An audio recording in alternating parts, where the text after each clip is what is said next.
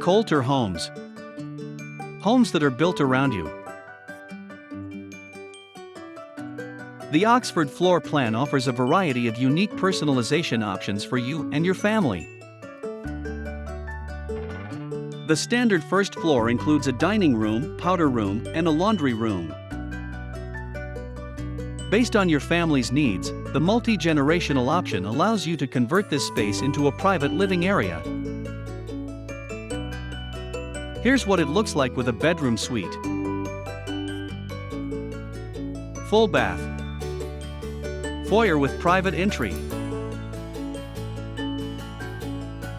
A lounge that includes a kitchenette.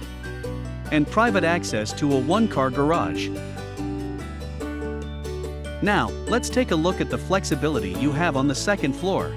The base plan starts with a loft and 3 bedrooms, each with its own ensuite baths. You can add a bonus bedroom and bath, which expands the home's living area by 315 square feet. Or convert that bonus bedroom into a den by removing the closet. Or make the entire space into a large game room for your family and friends to enjoy.